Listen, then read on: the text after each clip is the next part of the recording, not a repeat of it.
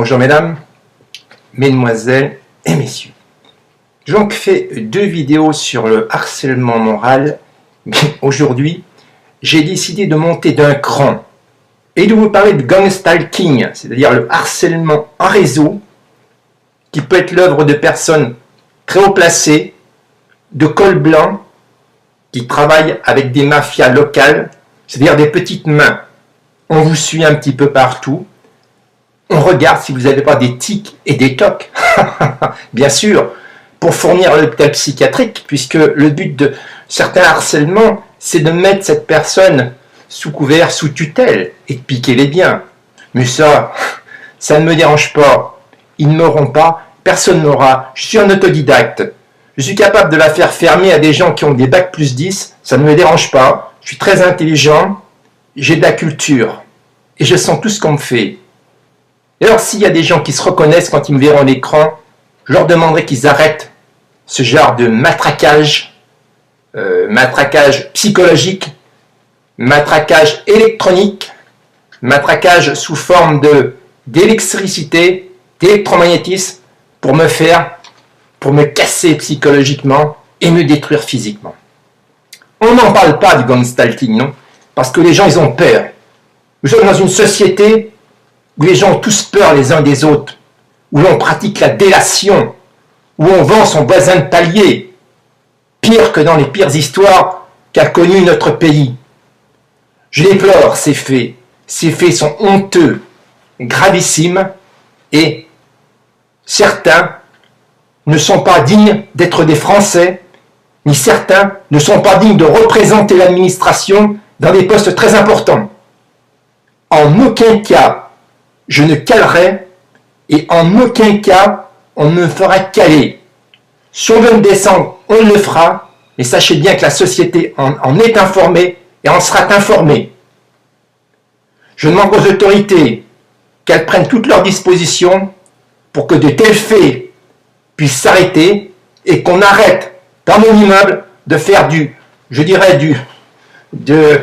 thérapies comportementalistes qui sont dignes des sectes. Les sectes, je vous rappelle, ont été depuis des années strictement réglementés par le ministère de l'Intérieur. Et j'espère que M. Valls sera très attentif à cette vidéo. M. Valls, je m'adresse personnellement à vous. Et je vous demanderai de faire le nécessaire dans la mesure où vous pourrez le faire. Vous savez, les quelques biens que j'ai intéressent beaucoup certaines communautés du 13e. Seulement, nous sommes dans un monde où règne la mafia, sournoise, perfide, prête à vous abattre au coin de Choiseul et prête à vous piquer tout votre argent, ou bien sûr, l'hôpital psychiatrique. On vous trouve toutes sortes de maladies. Ça fait partie, l'éthique, les tocs, la persécution, délire des grandeurs. On invente n'importe quoi avec la complicité de certains médecins qui vous soignent et dont on peut regretter la discrétion quand on a son dossier public, quelquefois sur la place et dans la rue. Quand on entend des fois des noms de médecins qui vous soignent prononcés sur la voie publique. C'est honteux, scandaleux. Ces gens n'ont pas leur place dans le corps médical. Je suis déterminé. J'irai jusqu'au bout, même si je dois mourir sous une balle. De toute façon, mourir sous une balle ou mourir d'une maladie, c'est la même chose pour moi. La vie est un combat, c'est un éternel combat. On le mène de jour en jour, il est de plus en plus important, vu les années qui passent. Moi j'ai 61 ans, mais qu'ils sachent bien que je ne la fermerai pas. Et qu'ils sachent bien que ceux qui pratiquent la délation, moi je vais la pratiquer aussi la délation. En mettant certains de mes voisins sur la place publique, qui du matin au soir et du soir au matin, font de la délation à mon encontre. Ces comportements sont honteux. Mesdames, mesdemoiselles, messieurs, si je vous ai un petit peu choqué, je suis un des premiers Français à mettre une vidéo concernant le gang stalking, c'est-à-dire du harcèlement en réseau. On place des voitures dans la rue pour voir votre comportement, on vous fait aborder, on vous demande votre chemin, n'importe où, on se met à courir devant vous.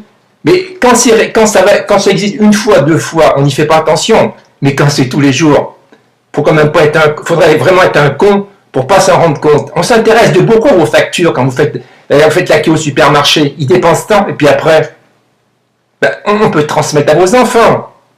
On peut transmettre tout un tas d'informations, vous savez. Alors je vous demanderai, même si Monsieur le Président de la République, le Parti Socialiste ou le ministère de l'Intérieur prennent connaissance, qu'ils interviennent assez rapidement dans la rue Cacheux à Paris 13e.